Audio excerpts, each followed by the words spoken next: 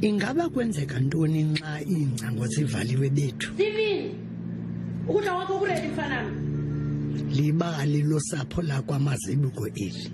Umzomhle ococekileyo ayaziwa indlala kweli ikhaya. Namhlanje mayini sibondiwe na. Ubekifika betyaphelo. Istambu nestew. Mara mama yazi wena ushathenile wena. Okay boys. Masithandaze. Okay. Unyana walapha nguSteven nangona wayebizwa ngoStevovo.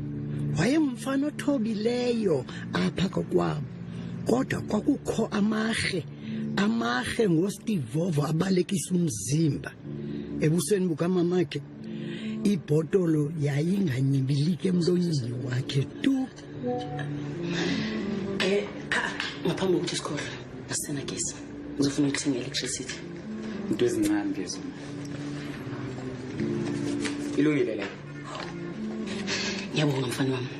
Ngiyasiqhenya indlela onakekela umama wakho ngakhona. Baba kuzoba proud. uStevovo wayesithi kumama wakhe uyaphangela, uyiwaitera kumzi wokutyela. Kodwa inyani bantakwethu yeyokuba wayengakhathali. Nxa ukutya kumnandi kutheni ubuza ukuba kuvela phi?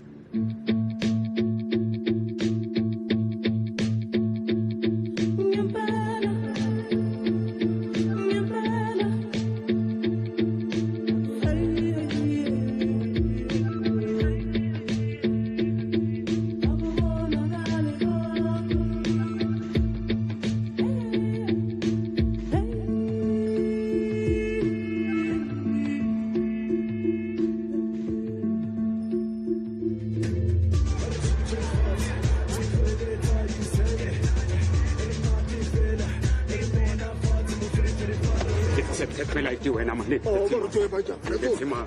babe bra. Uyabhema nokubhema. Sekumnandi South Africa. Maronka wena mama urabishi wena mare. Wena ke lo tso di etsa. Uyaka yaka. Manta sentiment ba khante ke ngawe. Marcheze mumishe. Usuyatatazela. Sheba yinto. Kunenye ikhephe ezongena noDidas in 10 minutes ephume Eastern Cape. 10 minutes. Siyabangena. Oh ke lo tsenyona utshora bathe. Mandinazise uJoe umfana wasephulukwane. Umhlobo omkhulu wakaStevovo babengamathe nolwini. Le migulukudu bezingela amaxhoba amsulwa alahlekayo.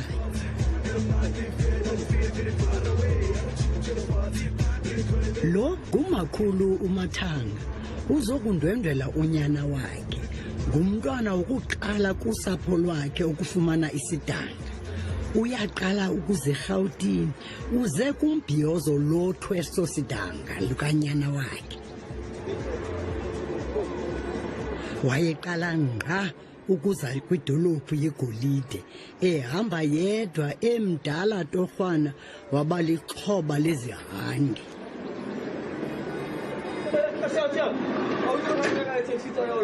Wami mawetha nje ngephasage wabona ukuthi yawo wabona ama taxi kanje ngephasage.